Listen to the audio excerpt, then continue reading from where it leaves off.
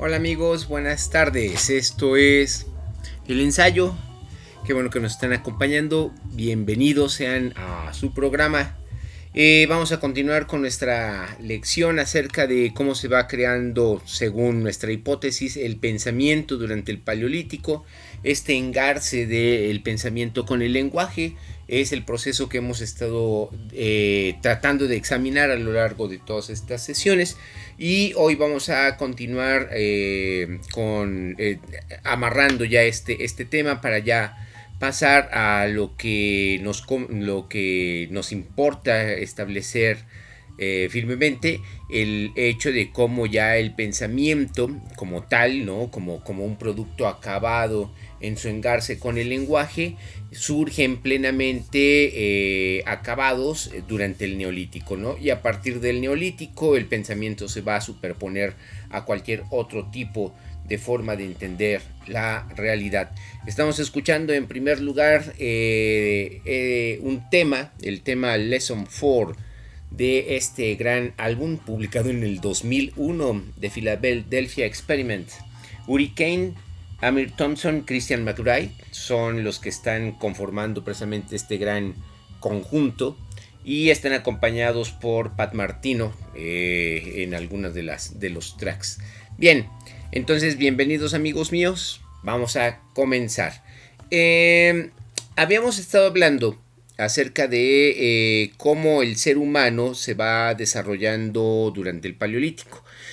Y también tenemos que hacer mención, esto es algo que no debemos de tener en mente, y es el hecho de que el ser humano primitivo, el Homo sapiens, ya cuando está en este mundo, volvemos a decirlo, él llega, el ser humano, ¿no? Es la especie del ser humano, hace su aparición en este planeta, ya lo hemos dicho hasta el cansancio, entre 200.000 y 120.000 años antes de nuestra era, pero es importante hacer notar que cuando el ser humano surge cuando se vive en el planeta una era interglaciar, la era interglaciar conocida como Rieswurm, que abarca entre el 140.000 y el 80.000 años antes de nuestra era, y a partir del 80.000, desde el 80.000 hasta el 10.000 años antes de nuestra era, se da la última gran glaciación, que dentro de la terminología de la paleontología y dentro de la arqueología norteamericana se le conoce a este último periodo como Wisconsin. Este periodo Wisconsin, que es Wurm, que creo es la fase Wurm en Europa, es cuando se establece precisamente el final encuentro entre pensamiento y lenguaje, y lo vamos a hacer notar precisamente a lo largo de estas sesiones. Entonces tomen en cuenta que cuando estamos hablando del ser humano, entre el 120.000 o el 20.000, o más bien entre el 80.000, entre el 80.000 y el 10.000 años antes de nuestra era, el ser humano está viviendo en plena era de glaciación, ¿sí? Es la última glaciación. Bien, entonces, vamos a ver nuestro pequeño esquema. ¿Sí? Ya hemos establecido que todo principia por la conciencia, ¿no? La conciencia es aquello que conforma las bases del pensamiento y que se desarrolla pues a partir de nuestras percepciones, ¿no? Y a partir de las sensaciones que nosotros sentimos del interior de nuestro propio cuerpo. De todo lo que estamos viendo en este esquema, vean ustedes el cerebro del Homo sapiens, ¿no? Cómo ha ido evolucionando conforme lo vemos según el tamaño de las cajas craneanas que resguardan el cerebro, ¿sí? Entonces, desde el Australopithecus, entre hace 3 y 2 millones de años antes de nuestra era, hasta el ser humano actual, ¿sí? Se une un proceso en el cual se une un proceso evolutivo que abarca obviamente 3 millones de años, y este Homo sapiens comparte con el Homo habilis y posteriormente con el Homo erectus características culturales que son las siguientes. En primer lugar, ¿no? La utilización del fuego. En segundo lugar, el desarrollo de las herramientas, ¿sí?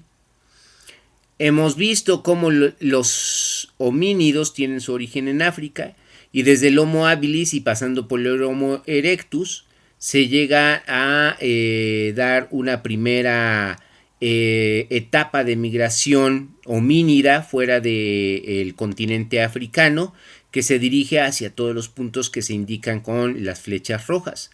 Los neandertales ocupan lo que es buena parte de la Europa occidental.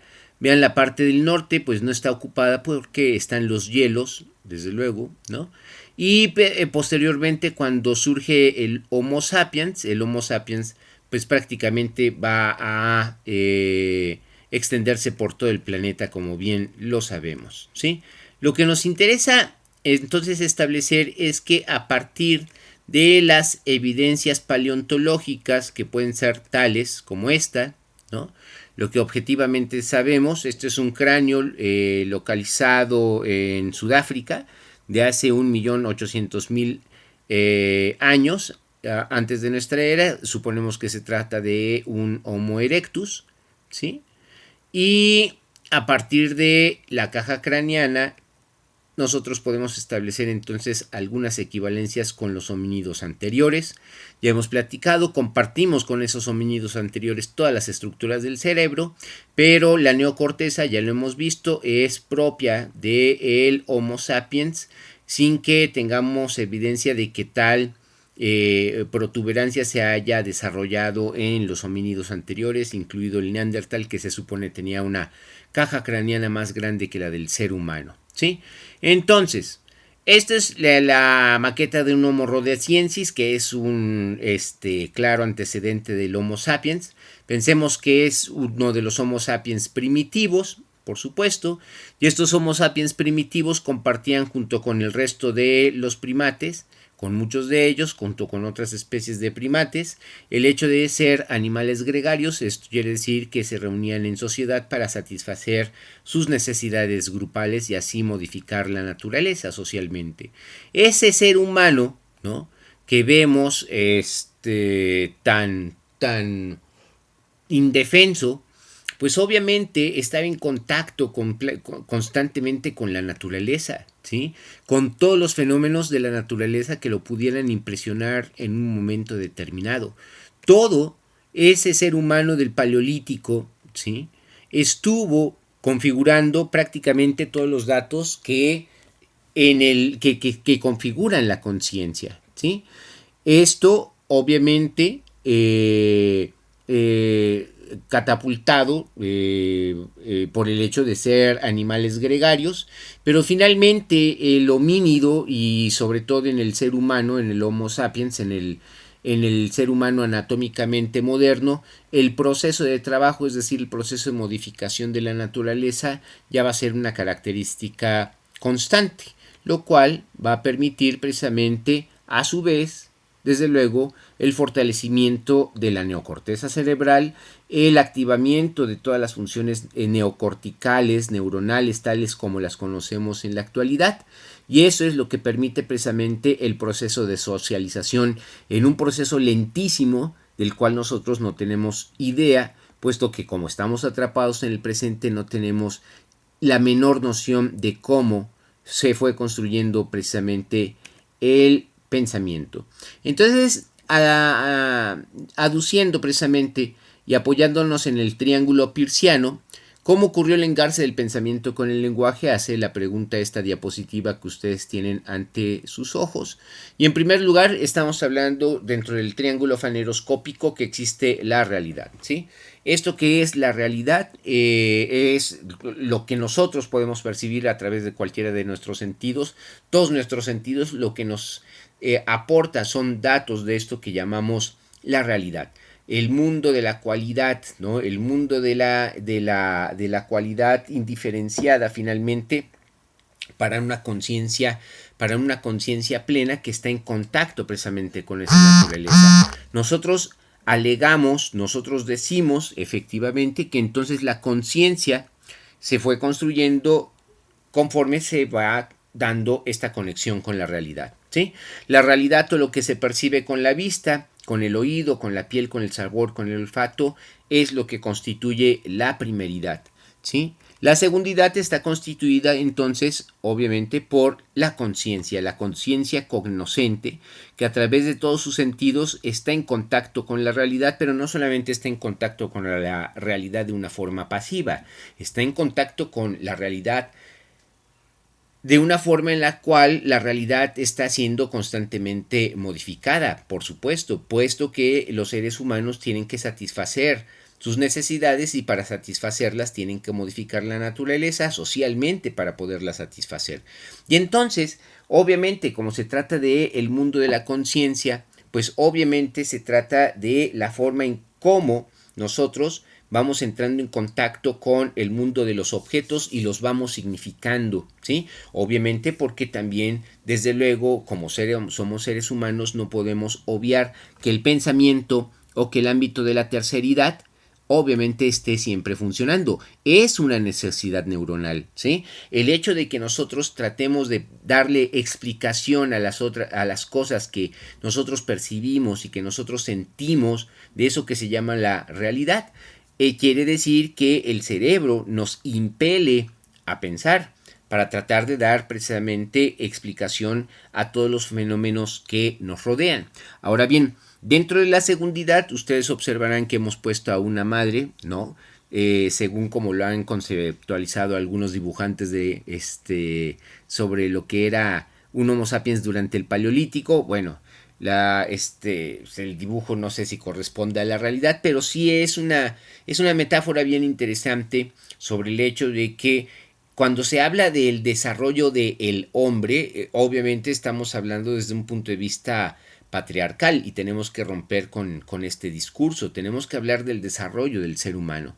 Y entonces hemos puesto a una mujer junto con su niño, ¿no? Como representación de la secundidad, puesto que la mujer, efectivamente, como lo dice mi esposa, Giselle Barajas, la mujer está en constante relación con la naturaleza al momento también de estar protegiendo al niño.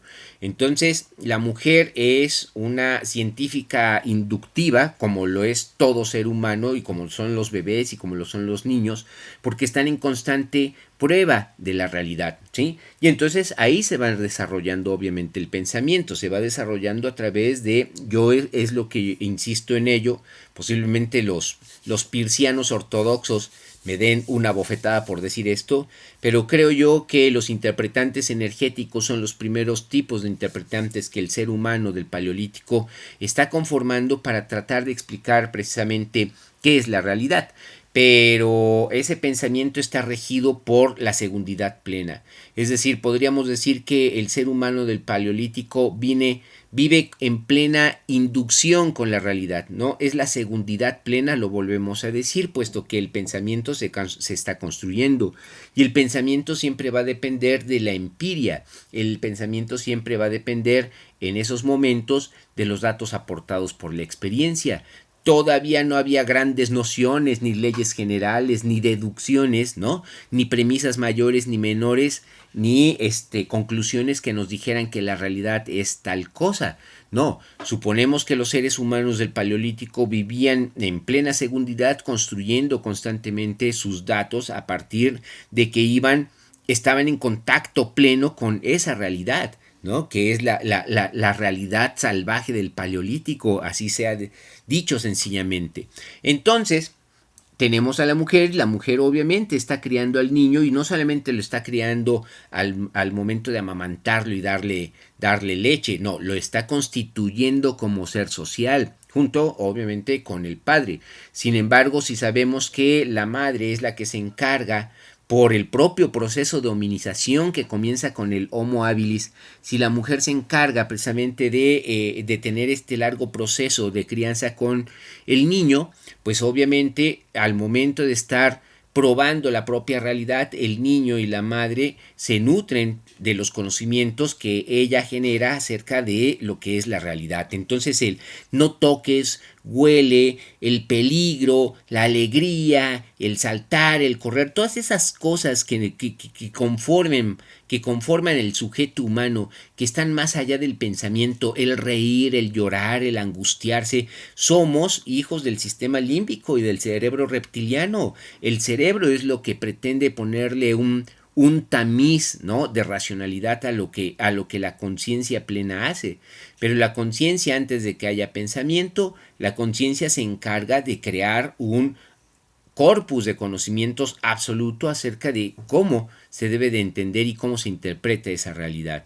Y entonces todos los seres humanos, ¿no?, dentro de esas condiciones precarias de existencia, participan en los procesos de construcción de el pensamiento, ¿sí?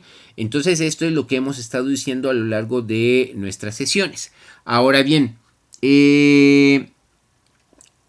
ya que estamos hablando, ¿no?, de que hay se gesta lentamente un proceso por el cual se va construyendo el pensamiento, ¿sí? Nosotros establecemos que justamente hay un momento en el cual podríamos decir que ya finalmente el ser humano ha logrado conjuntar pensamiento y lenguaje. Y ese es el momento en el que crea el primer signo, ¿no? Así como QFWFQ, ¿no?, el famoso personaje de nuestro querido Ítalo Calvino de las Cosmicómicas, hizo su primer signo en las faldas, ¿no?, en las orillas del universo. Así el ser humano también constituye el primer signo, pero este signo lo hace porque ya previamente hay algo, se ha creado precisamente el contexto por el cual yo puedo significar algo. Eso quiere decir que ya el pensamiento y el lenguaje, como han sido engarzados, entonces ya se entiende que la forma de explicar la realidad o la forma de entender la realidad es a través de eso que posteriormente se va a conocer como el símbolo, tal como lo van a llamar los griegos. El símbolo es una forma de entender la realidad, pero también el símbolo es una forma de dar a conocer ante los otros significados. Porque cuando estamos hablando del desarrollo del ser humano, el paleolítico, estamos hablando de seres humanos que, por sobre todas las cosas, y esto es lo más importante, se comunicaban, ¿no? Hayan tenido o no hayan tenido las lenguas desarrolladas tales como las tenemos nosotros desarrolladas, pero de que existía comunicación, pero ya cuando la comunicación logra ser representada a través de un signo, es que podríamos decir que efectivamente el ser humano ha logrado entonces el engarce final del pensamiento con el lenguaje. Y eso ocurre justamente en esos aciagos años, tremendos aciagos años del Paleolítico Superior, más concretamente entre los años 40.000 y 15.000 años antes de nuestra era, ¿sí? En estas partes que eran posiblemente las más boreales, ¿no?, las más norteñas de la época, puesto que el hielo llegaba hasta estos puntos. En todas estas regiones, ¿sí?, vamos a encontrar que se desarrolla esto que los románticos han llamado terriblemente mal el arte paleolítico, ¿no?, cuando en realidad no se trata de ningún arte, puesto que estos seres humanos no tenían noción, absolutamente ninguna idea de que el absoluto y Hegel, ¿no?, y Schelling y todos ellos les iban a denominar artistas. Y entonces, bueno, en esta zona justamente que se encuentra en el sur de Francia, en la zona de los Pirineos, junto con España, ¿no?, el norte de España, la zona la zona de Asturias, etcétera. En esta zona es donde se desarrollan efectivamente los primeros signos. ¿Y cuál es el primer signo que se desarrolla? Aquí lo hemos puesto dentro de nuestras clases de historia del arte, aunque está mal definirlo así como arte mueble. Se llama arte mueble porque se supone que los objetos se pueden llevar de un lado a otro. pero más bien tendríamos que decir que se trata más el primer signo y los primeros signos. Y los primeros signos que hace el ser humano, que se desarrollan precisamente en la zona antes indicada, son precisamente cuerpos de mujeres, ¿sí? Es decir, no solamente se trata de la Venus de Willendorf, tal como ustedes la están viendo, ¿no? Se trata de la Venus de Brassempois, ¿sí? Se trata de la Venus de Lespuch, se trata de la Venus de Tursac, se trata de la Venus de Cirueil, se trata de la Venus de Mentón, se trata de una Venus con cuerno, ¿sí? Y ustedes están viendo que son representaciones de mujeres, ¿sí? ¿Qué diferencia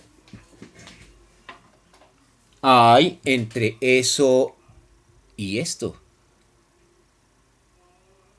No, ninguna, porque podríamos suponer efectivamente que el primer símbolo consistió en la cosificación del cuerpo de la mujer. ¿Y por qué se da esto? Porque previamente, anteriormente ya se había establecido, ¿no?, de una forma inamovible la primera gran regla que va a originar la cultura, según lo dice el maestro Lévi-Strauss, Claude Lévi-Strauss, y es el hecho del establecimiento de la regla de la prohibición del incesto. Esto quiere decir que el ser humano se ha logrado desprender de las ataduras de la naturaleza, tal como lo han hecho algunos primates superiores, pero dado el hecho de que el ser humano posee un cerebro y una neocorteza y sistemas neocorticales neuronales que le permiten llevar a cabo efectivamente la realización de un pensamiento simbólico, cosa que no tiene ni un gorila, cosa que no hace ni un orangután, cosa que no hace ningún chimpancé, perdón, al momento en el que el ser humano puede simbolizar, simboliza precisamente aquello que en primer lugar le es significativo, y es el hecho de convertir a la mujer en un objeto de intercambio para poder entonces consolidar las relaciones sociales entre los distintos grupos sociales que estuvieran conviviendo en un ámbito determinado, ¿sí? Entonces vemos que en esta zona, en esa época remota del mundo donde no hay países, donde no hay fronteras ni nada por el estilo, sí hay, eso sí lo podríamos decir, una conformación cultural que nos hace ver efectivamente que existe un signo, ¿sí? Y que ese signo está significando algo para alguien. Dentro de las explicaciones tradicionales que se dan en la historia del arte, se habla de qué es la simbolización de la mujer como representación de la fertilidad.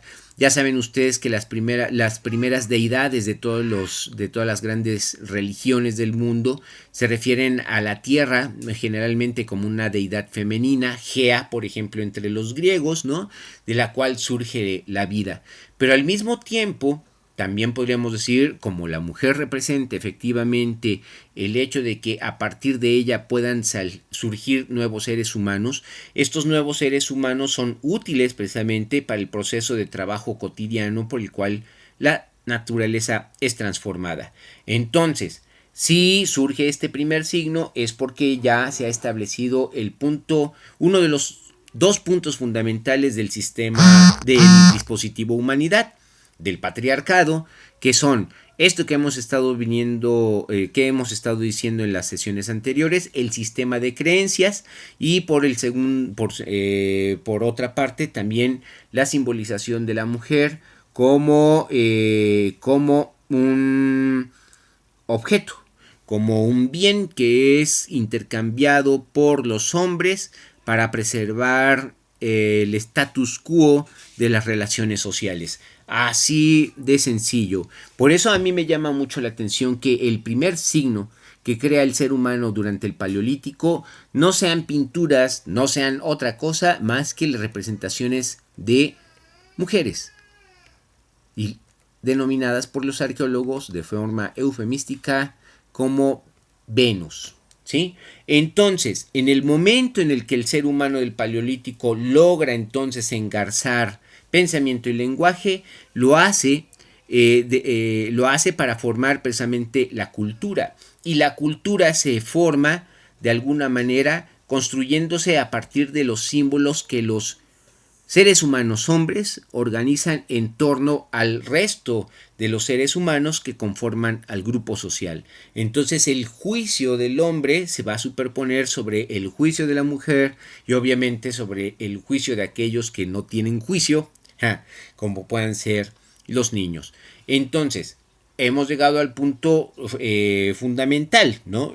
Antes de la eclosión del pensamiento que se va a dar en el Neolítico, los dos fundamentos sobre los cuales se va a construir el pensamiento ya están fundamentados desde el Paleolítico, que son, por un lado, el sistema de creencias, ¿no? Vico lo decía, no hay en este mundo pueblo de ateos, lo dice en la versión de 1725 de la Ciencia Nueva, y tiene toda la razón. ¿Por qué no hay? Si nosotros aplicamos nuestro sistema de visión en negativo, veremos que efectivamente la oración de Vico tiene absolutamente toda la validez porque representa la tragedia suma del dominio del dispositivo humanidad y del patriarcado sobre el ser humano.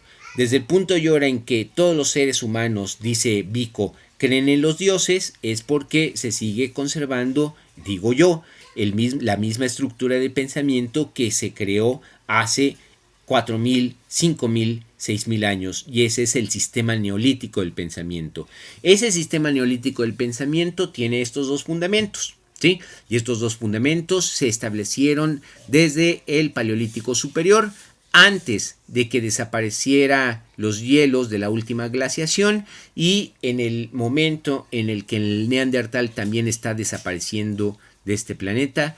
El ser humano ha impuesto la primera regla que lo lleva de transformarse en una fiera salvaje a convertirse en amo del mundo. Bueno, esto, queridos amigos, fue nuestro ensayo el día de hoy. Esperemos que ya haya quedado claro todo lo que hemos estado platicando acerca del desarrollo del pensamiento durante el Paleolítico. En nuestra próxima sesión vamos a tocar lo que fue el Holoceno, geológicamente hablando, y el Mesolítico, culturalmente hablando, para dar principio precisamente a el inicio del sistema neolítico del pensamiento. Entonces vamos a examinar y vamos a ponernos a discutir algunas nociones de Ernst Cassirer y de Carl Gustav Jung. Les agradezco mucho el favor de su atención. Si les gustó el programa, denle like, suscríbanse si no lo han hecho. Los esperamos en nuestra próxima emisión. Se cuidan mucho, manténganse en casa, cuídense. Gracias.